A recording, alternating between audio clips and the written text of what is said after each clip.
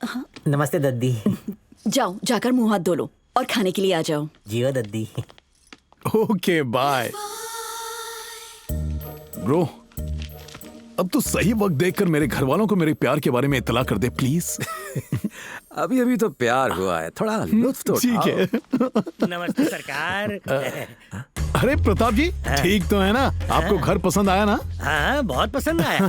प्रताप जी को हमारा घर इतना जचा कि 1 साल यहीं रहने की ठान ली है। आराम से रहिए, अरे अपना ही घर समझिए। 1 minute Pratap ji. Hi darling. Darling, hello Pratap ji, कैसा चल रहा है? क्या चल रहा है? चला रहे हैं हम लोग, और क्या। क्यों, ऐसा क्या हुआ? क्या नहीं हुआ ये कहो। गांव में सुबह मुर्गी के बांग से नींद खुलनी चाहिए, कोयल की कूकू और मैना की मैं सुनाई देनी चाहिए, मिट्टी की भीनी भीनी खुशबू आनी चाहिए। तो यहाँ पे ऐसा ही तो है। खाक ऐसा है यहाँ पे तो मार काट, गाली गलौज, तोड़म ताड़ी ऐसा चल रहा है जैसे मुझे गुनाहों की सजा मिल रही हो। मुझे पुरानी हवेली की याद आ रही है और पुरानी बीवी की भी, ओनली वाइफ। तो फिर यहाँ क्यों रह रहे हो? घर चले जाओ। वो भी करके देख लिया, लेकिन इन लोगों ने ऐसा मारा कि जगह जगह से सिर्फ आग निकलती है, चारों खाने चित हो चुके हैं। पूछने पे जवाब मिला कि ये हमारे खातिरदारी का एक नायाब तरीका है। उन लोगों ने बहुत मारा बंधु। नमस्ते मालिक। नमस्ते सरकार। हाँ, क्यों आए हो? ये पद्मा है मेरी बेटी। इसे 10वीं कक्षा में बहुत ही अच्छे नंबर मिले हैं। इसका इंजीनियर बनने का ख्वाब है। मैं इसके दाखिले के लिए इंजीनियरिंग कॉलेज गया था, वो डोनेशन मांग रहे हैं। अगर आप... मैंने तो कहा था इसे मत पढ़ा, लेकिन तूने मेरी बात नहीं मानी। क्यों रे, झाड़ू बर्तन करने में शर्म आती है? जरा ये तो सोच कि अगर ये लड़की ज्यादा पढ़ लिख गई तो इसकी टक्कर का लड़का ढूंढने में तुझे कितनी मुश्किल होगी। बहुत पढ़ लिया, कल से वक्त पर माँ के साथ खेत में काम करने आ जाना। इस घर में सब उखड़े हुए क्यों रहते हैं? प्यार, मोहब्बत, इंसानियत से कोई बात ही नहीं करता। मेरा वक्त बर्बाद मत करो, चलो अब जाओ। तेरी ख्वाहिश है कि ये भी मेरी तरह बदल जाएं? देखो, मैं क्यों बदला, सिर्फ एक लड़की की वजह से। लेकिन इनको बदलना नामुमकिन है। चल। नामुमकिन? तो जानता नहीं है, मेरे लिए कुछ भी नामुमकिन नहीं है दोस्त।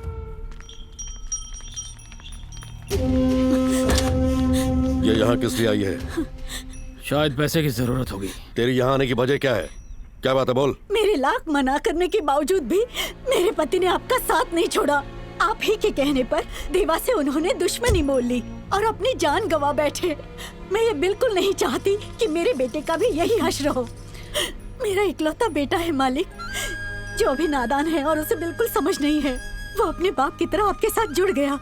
मुझसे कह रहा था कि वो अपने बाबा के कातिलों का बदला लेगा। मुझे कोई बदला नहीं चाहिए मालिक।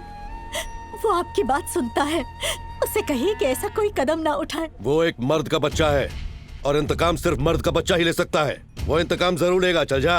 अगर उसने जान गंवा दी तो?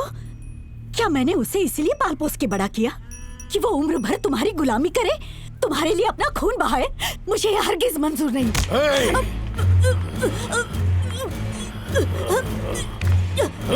बात सुन, वो मेरे साथ ही रहेगा और अपने बाप के कातिलों को जहन्नुम भेजेगा।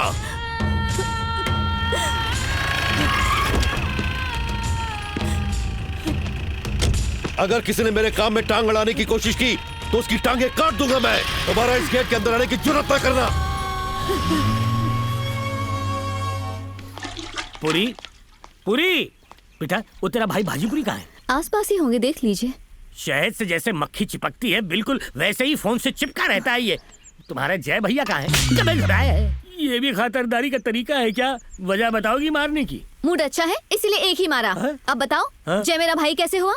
भाई का दोस्त भाई होता है ना बेटा? तो दोस्त की बीवी बीवी होगी। वो क्या होती है मुझे नहीं मालूम।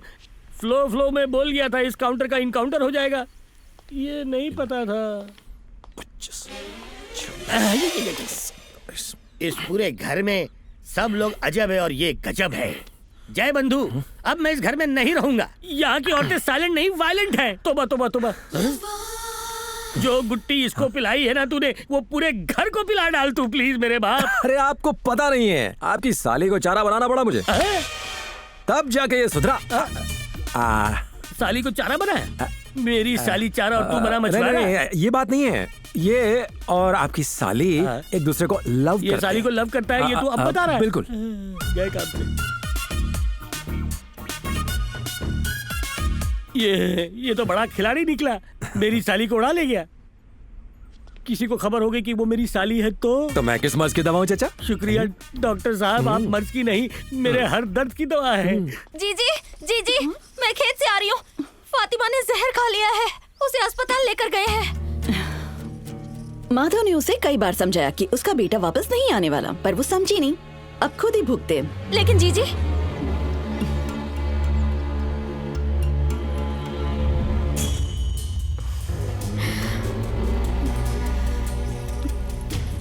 चलो हम अस्पताल चलते हैं। आओ। भाई जब पड़ोस के गांव वालों से बदला लेने जाएंगे ना तो मुझे भी साथ ले चलना। वो बोरी को नीचे उतार, चल। हाँ चल। ठीक है भाई। अरे जल्दी उतार।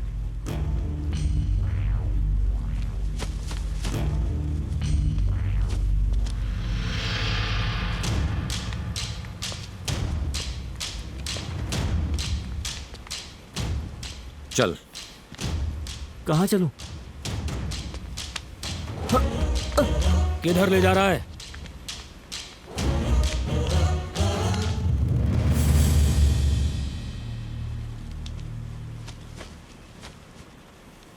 इसकी माँ ने जहर खा लिया, वो अस्पताल में भर्ती है।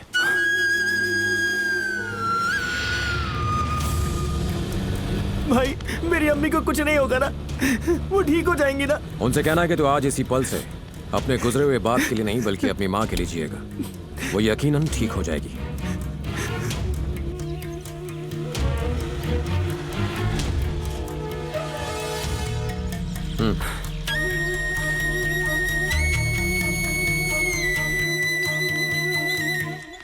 अम्मी,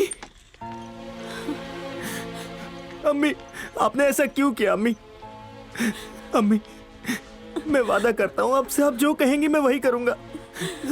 मैं इसी वक्त से माधव भैया का साथ छोड़ रहा हूँ, मेरा यकीन करो अम्मी। भाई भाई आप ही अम्मी को समझाइए ना, जैसा अम्मी कहेंगी आज से मैं वैसा ही करूंगा। ये आज से आपके कहे मुताबिक जिंदगी गुजारेगा। किसी और गांव में जाके इसे पढ़ाइए लिखाइए और एक काबिल इंसान बनाइए। नहीं नहीं नहीं बेटा,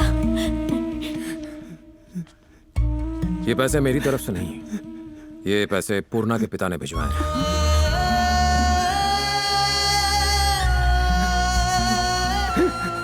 अम्मी,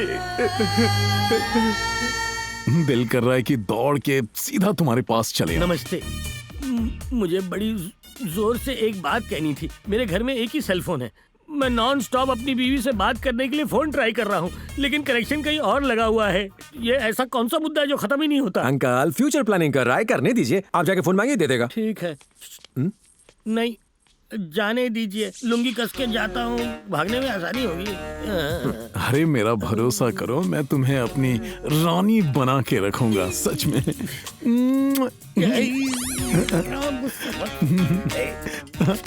कौन है बे? अब एक सेकंड। वो क्या है कि बहुत दिनों से मैंने अपनी ओनली वाइफ से बात नहीं की है, एक कॉल करने दो। एक सेकंड रुको। माधवी तुम्हारी बड़ी बहन कैसी है? अरे मैं नहीं, प्रताप जी पूछ रहे हैं। वो दोनों मजे में हैं, तुम्हें बिल्कुल याद नहीं कर रहे हैं। हाँ, अब जाओ। जाऊं तो जाऊं कहाँ? हाँ बोलो स्वीटहार्ट। कहना हाँ? मैं भी सलामत हूँ। हाँ प्रताप जी भी सलामत हैं। हाँ बोल दिया। हाँ जाओ। नहीं छोड़ूंगा तुझे। कहना कि मैं फोन जरूर करूंगा। मालिक, मालिक,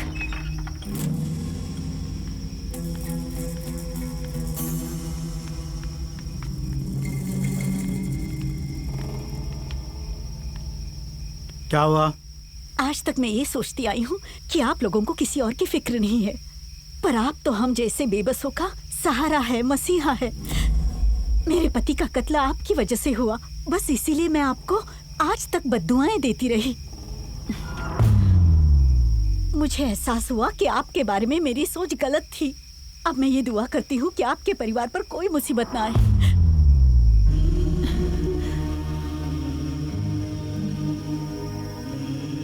आपकी वजह से मेरी बेटी की जिंदगी संवर जाएगी और मेरी बेटे की कामयाबी के पीछे आप ही का हाथ होगा। आपने इसे नई मंजिल दिखाई है। मेरी बस यही दुआ है कि आपका घर परिवार हमेशा खुशियों से भरा और आबाद रहे। नमस्ते। मैं अपने बाप के कातिलों से बदला लेना चाहता था, लेकिन उस जुनून में मैंने अपनी अम्मी की नाफरमानी की, जिनके पैरों के नीचे जन्नत होती है। अब मैं दोबारा कभी ऐसा नहीं करूंगा।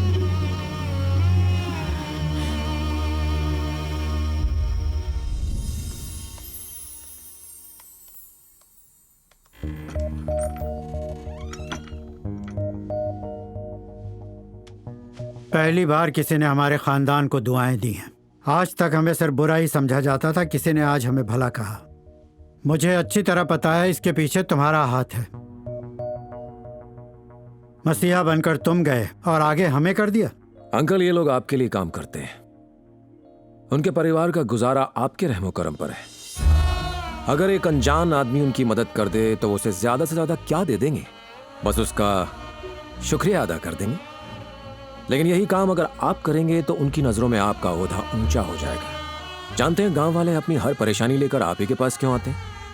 इसलिए नहीं कि आप रईस हैं, बल्कि इसलिए कि आप इस परिवार के सबसे बड़े हैं। अंकल, ताकत लोगों को दबाने या काबू करने से नहीं आती, आपकी वजह से लोगों को मिली खुशी से आती है। हम तब महान नहीं कहलाते जब हमारे कहने पे लोग अपनी जान लुटा दें। हम महान तब कहलाते हैं जब हम उनकी जान बचाएं जो हमारी खातिर जान देने को तैयार हो।